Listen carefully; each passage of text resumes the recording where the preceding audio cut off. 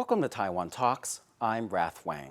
Naval News has reported that the Philippine Air Force is looking into creating a new base off the site of the former U.S. Naval Air Station at Subic Bay to boost the country's aerial surveillance capabilities as Chinese intimidation intensifies in the South China Sea. This aims to support reconnaissance aircraft and fighter jets, the very purpose of the U.S. base, until the end of the Cold War.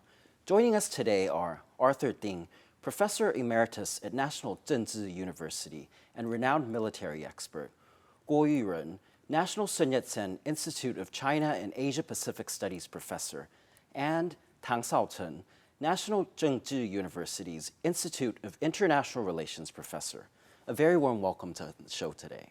Professor Ding, why is Subic Bay so significant?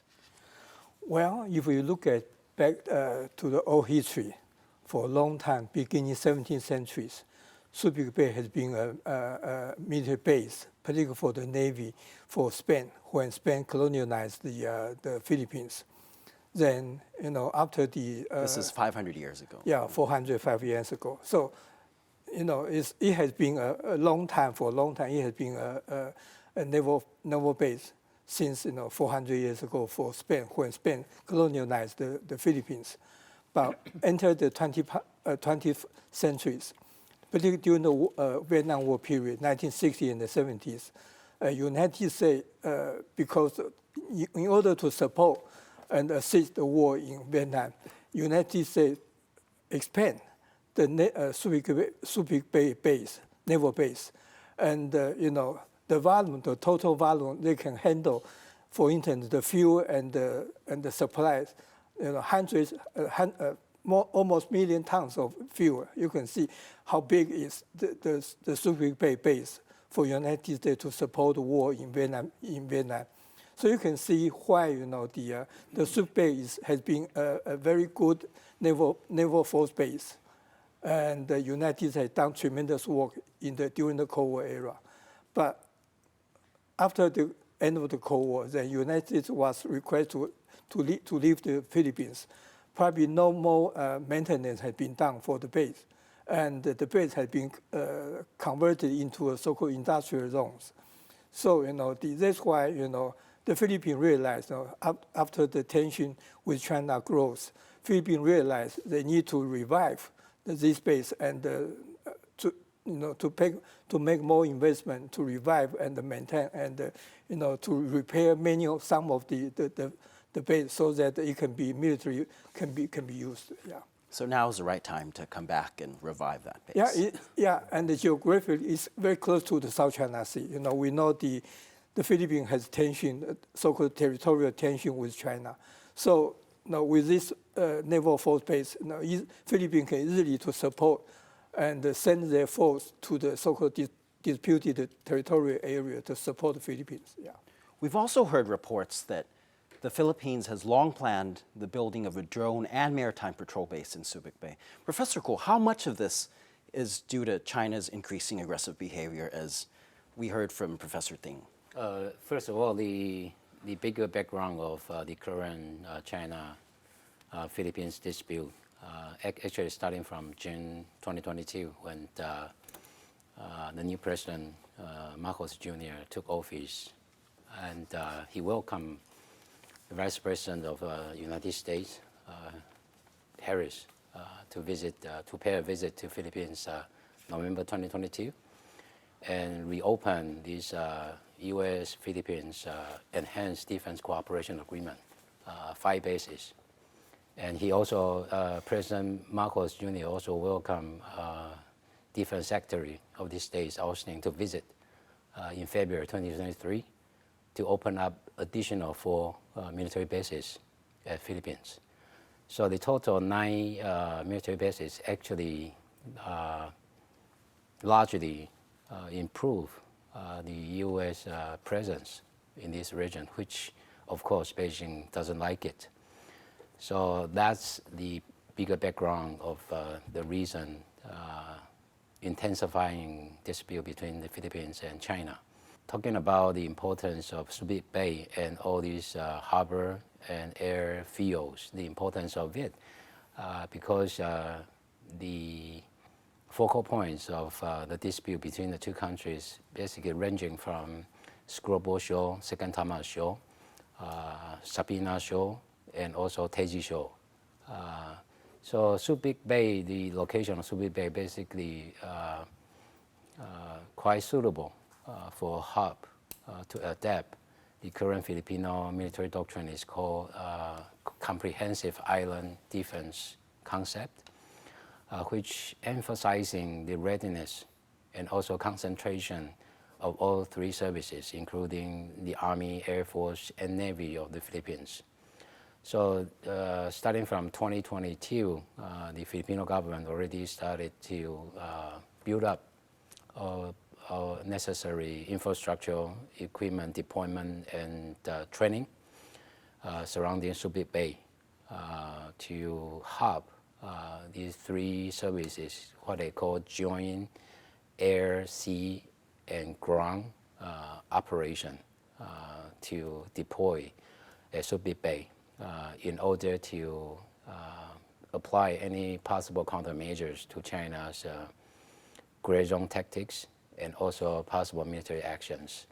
And we think that the U.S., of course, provide the MQ-9 drone to support the Philippines because, as we all know, China today is probably number 2 strongest country in terms of space development.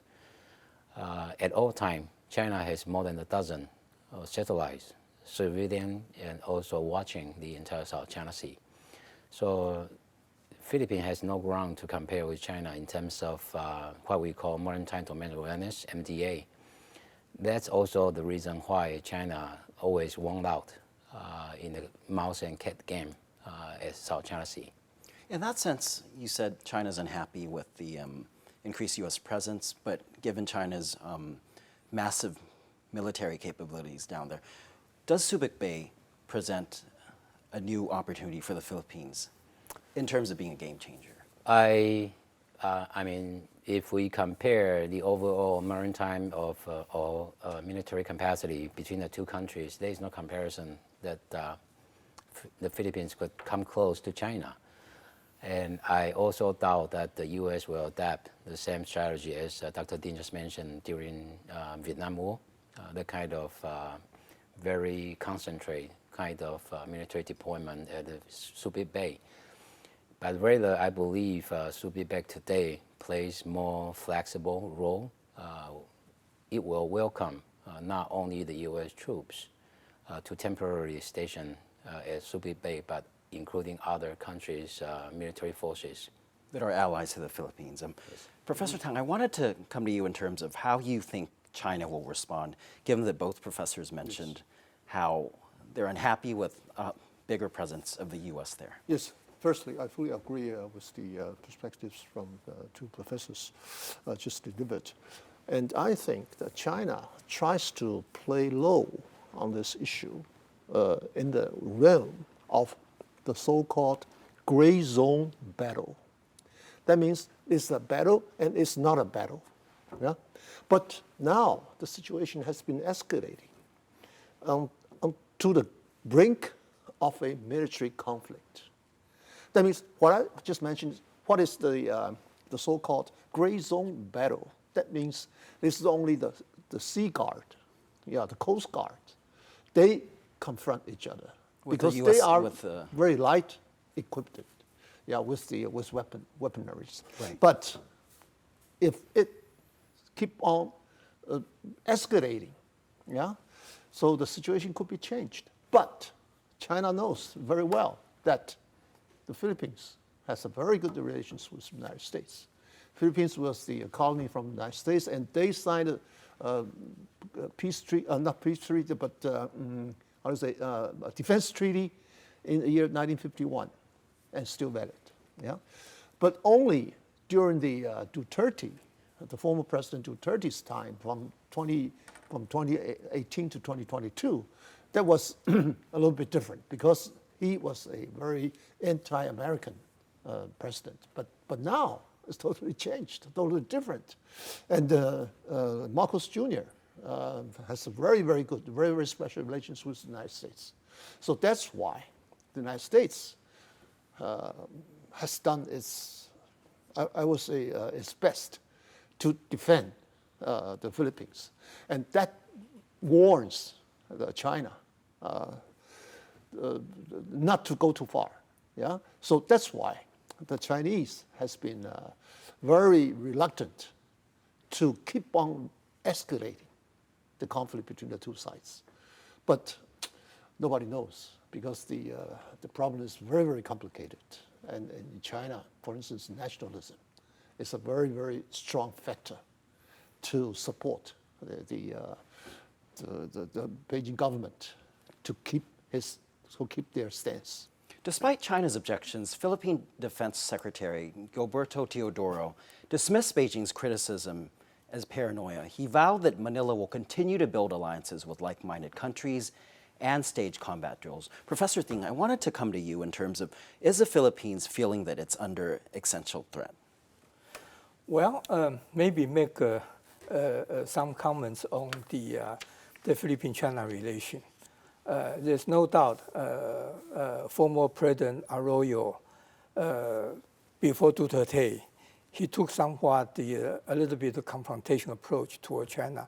Particularly, it is he who took the dispute to the arbitration court. And the court made a decision on July 12, 2016. And the decision basically is in Philippines' favor, frankly speaking. But when Duterte come to the office, Duterte take a different approach. But the question, the point is that when Marcos come to the office, Marcos try to take an even-handed approach, somewhat but the balanced approach to combine. You can say that the defense of territorial defense and the engagement to try to combine the two elements in his so-called overall policy toward China. But basically, if we read the President Marcos' keynote speech at the most recent Shangri-La dialogue, if we read the whole text, I don't know my interpretation of the whole text. I got the impression that he continued to try to maintain an even-handed approach toward China. That means that build a kind of a closer security relationship with United States in order to defend so-called the maritime the territory. The second Tama show, Scarborough show, so on and so forth. But on the other hand, I guess President Marcos, he knows quite well. China has been there for 5,000 years and will continue to be here for another 1,000 years. So there's no way to totally confront China. So we can see. So if my observation correct, then how should we interpret Defense Secretary Teodoro's remark? Probably, I think we don't need to over-exaggerate his remark. From his perspective, his role, he needs to do whatever to defend Philippines' maritime territory. So then one better way, if not the best, try to build a closer security relationship with the United States, to have United States to strongly support Philippines' position. As for PR, as for international propaganda or whatever, or physically try to really to defend Philippines' maritime territory. So I don't, my point is that we probably should look at the broader picture characterized by President Marcos' speech at the most recent Shangri-La dialogue. Professor Kuo, I want to draw back to what you mentioned in terms of weapons, missiles, and drones as well. How does that work into collective security, given that Japan and Taiwan, Philippines, all are part of the First Island chain? If we just look at 2024, this year, starting from early April, there was a U.S., Japan, Philippines, and Australia joint exercise for the first time, and then following by Barikatang, the joint exercise of the largest ever U.S. and Philippine joint exercise, and also participate by France.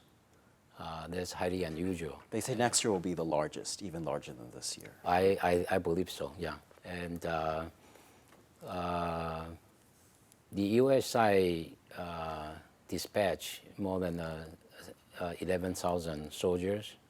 Filipino side dispatched more than 5,000 soldiers. So that's largest, and not only that, but also starting actually from last year, the U.S. Australia joint exercise at South Pacific in August last year. The U.S. Joint exercise with other countries is not just exercise.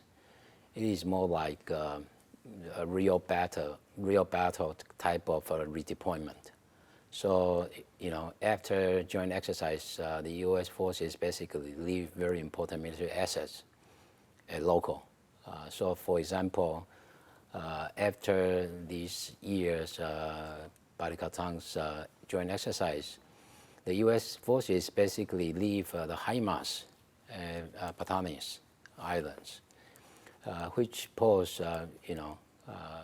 kind of deterrence or threat to Chinese maritime activities surrounding this area. And if we even look closer, Japan has been playing a very, very active role in terms of to improve Filipino military capacity,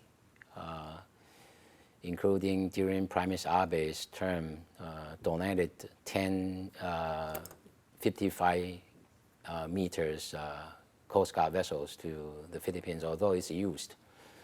But it largely improved the Filipino military capacity. And not to mention the current Prime Minister Kishida in this April also agreed to use Japanese official security assistance program to provide further 597 meters of Coast Guard vessels to the Philippines, which again largely improve Filipino national defense.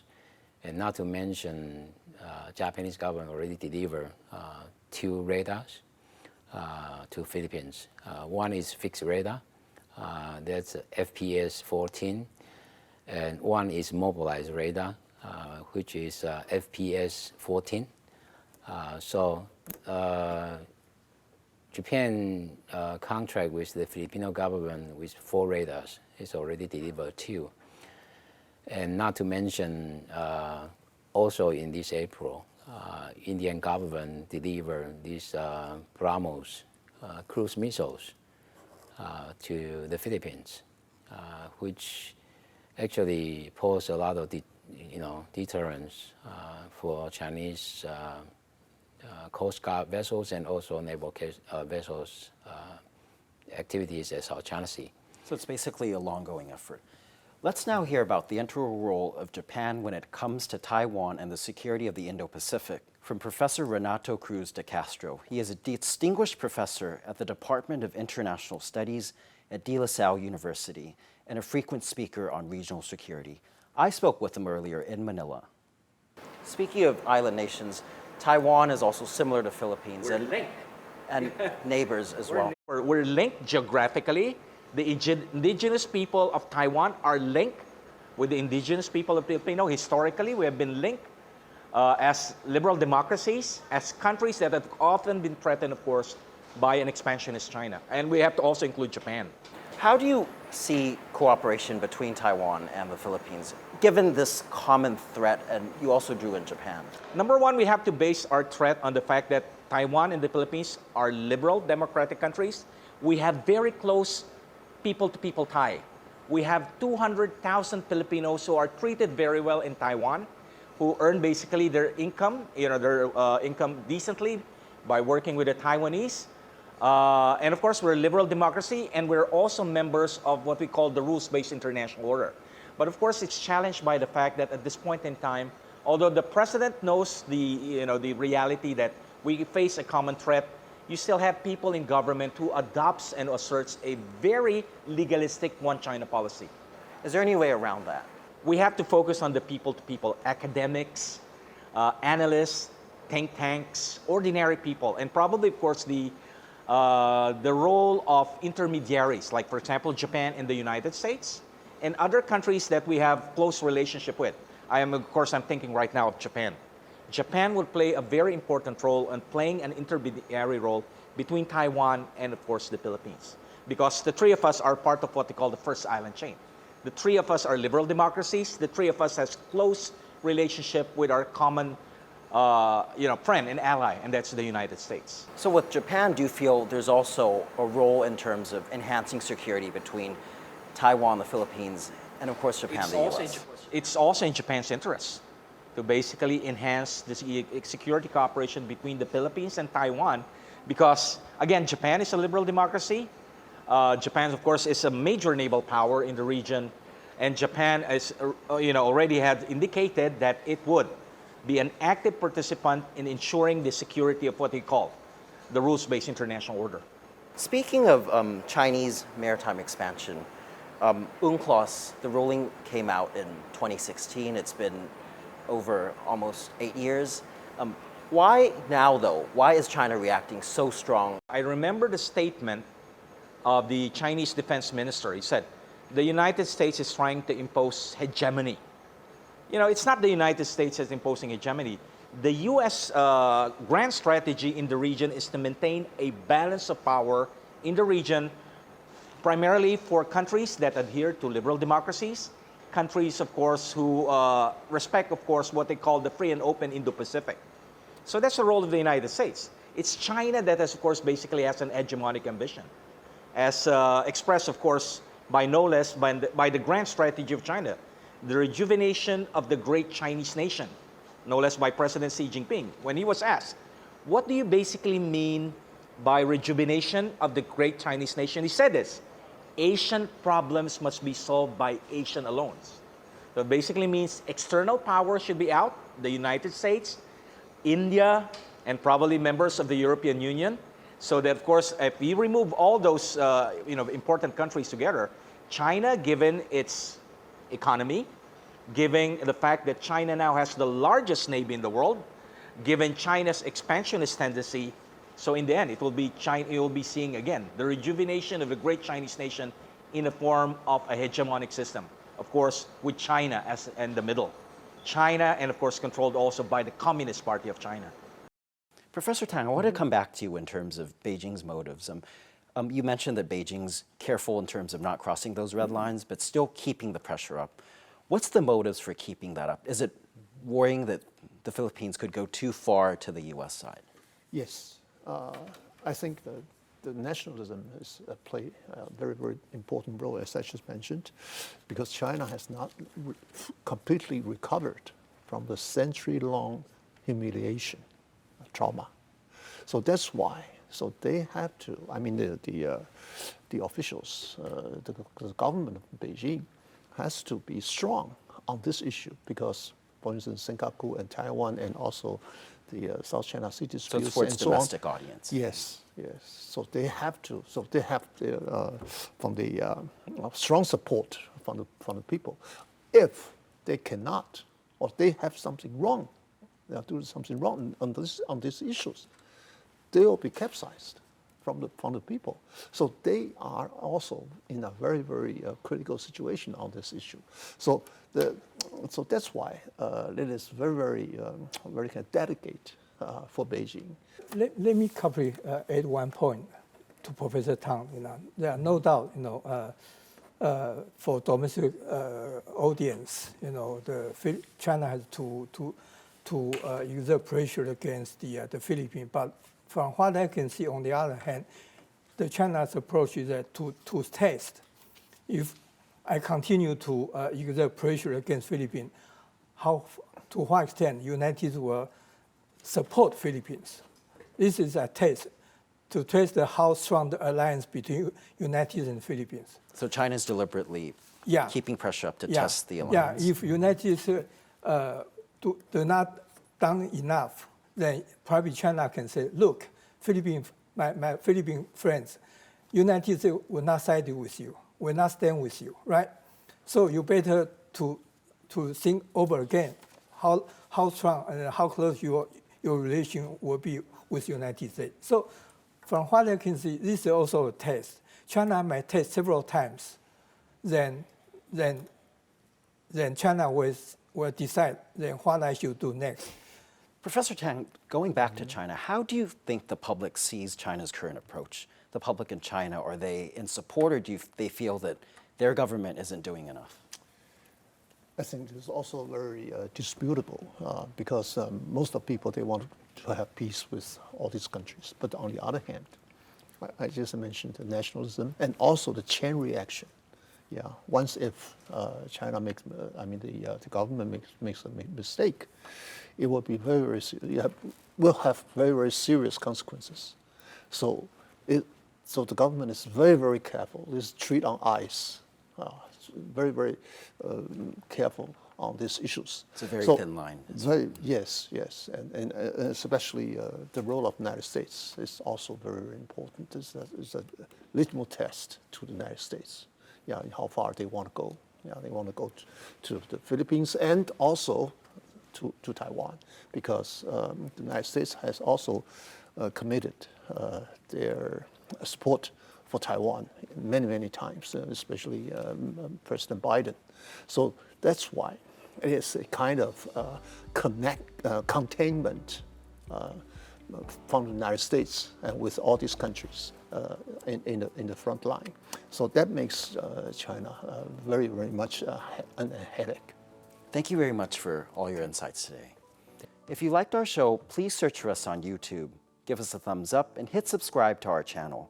Thank you for watching our show today. Stay safe and see you next time.